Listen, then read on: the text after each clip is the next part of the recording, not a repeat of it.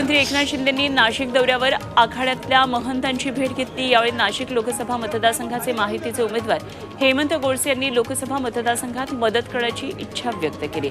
यावरून आखाड्यातील आणि मंदिरातील महंतांनी हेमंत गोडसे यांना निवडणूक लढण्यासाठी मदत करण्याचं आश्वासन दिले।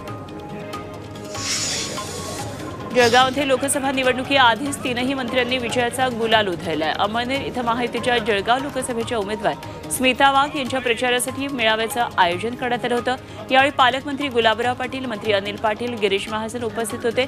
जळगाव जिल्हा महायुतीचा बालेकिल्ला आहे आणि दोन्ही उमेदवार प्रचंड बहुमताने विजयी होतील असा विश्वास यावेळी उपस्थित नेत्यांनी व्यक्त केला। उत्तर मुंबईचे महायुतीचे उमेदवार उज्ज्वल निकम यांनी करकरे गोळीबार प्रकरणामध्ये काँग्रेसवर जोरदार टीका केली। काँग्रेसने जनतेची माफी मागावी अशी प्रतिक्रिया त्यांनी दिली।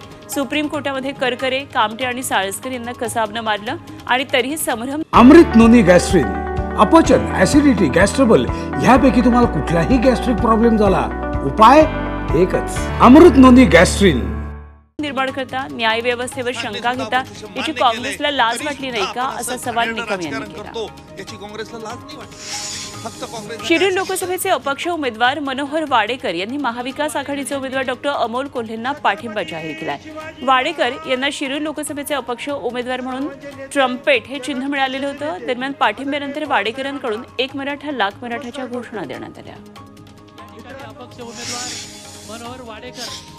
गोंदिया जिल्ह्यामध्ये अवकाळी पावसाचा धान उत्पादक शेतकऱ्यांना प्रचंड फटका बसलाय। शेतात उभं असलेल्या तसंच कापून ठेवलेल्या धान पिकाचं प्रचंड नुकसान झालंय।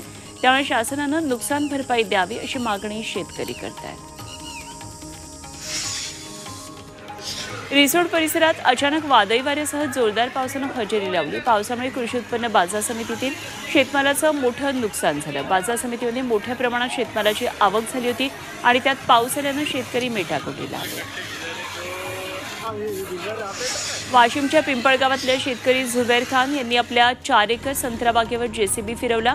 10 लाख रुपये खर्च करून 4 एकरवर संत्राबाग उभी केली होती। संत्र्याला योग्य भाव न मिळाल्यानं लागवडीचा खर्च सुद्धा निघत नसल्यानं संतप्त होत शेतकऱ्यानं टोकाचं पाऊल उचललं आणि 5 वर्ष जपलेल्या संत्राबागेवर जेसीबी चालवला।